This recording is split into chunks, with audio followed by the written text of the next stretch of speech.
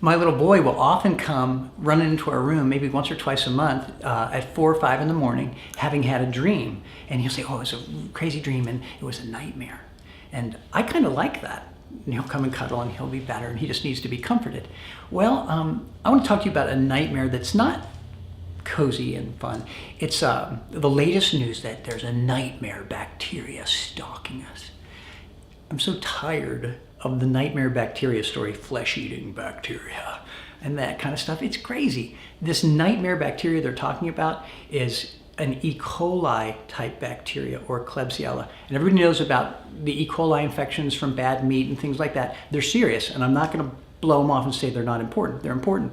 But the nightmare thing, I'm so tired of people being frightened by things that have absolutely no bearing on them. These infections they're talking about are for people who are basically in an ICU with tubes all in their body, in a hospital environment, that are really at the end of their treatment course. Sometimes they're really close to death before they even start all this process, and then they get this bacteria that creates problems. For you, as a normal person, you do not need to concern yourself one iota with this kind of problem. It is not a nightmare for you. It is not even a problem for you, let alone a nightmare. What it basically is an indication that there's lots of things that can happen in a person's life that have nothing to do with them, but can give you an alert that you can do things about your own immune system to prevent ever having a problem with this. A, take really good care of your immune system. That means limit your sugar, of course, because that's the worst immune damaging drug that I know of is sugar. I try to avoid it all the time, and my family and everybody I know, I say no sugar if you can avoid it. So wedding cake, maybe, that's it. And the things that you do to support your immune system, like probiotics, which are good bacteria, they're Lactobacillus, acidophilus, and bifidobacterium, those things.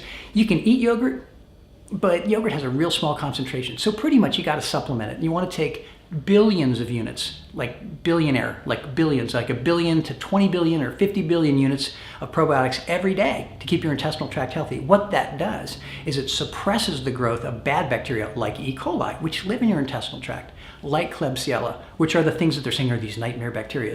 The thing about them, in a really bad setting, like an ICU or a really bad place, is that they have genetic mutations that cause all sorts of problems. Well, I got good news.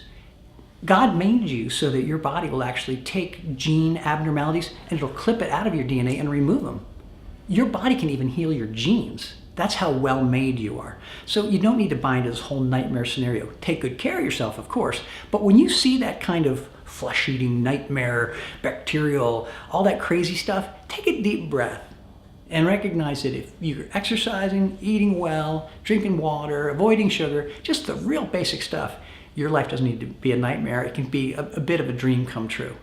If you ever have a problem with a bad infection, get with your doctor, because we're better together.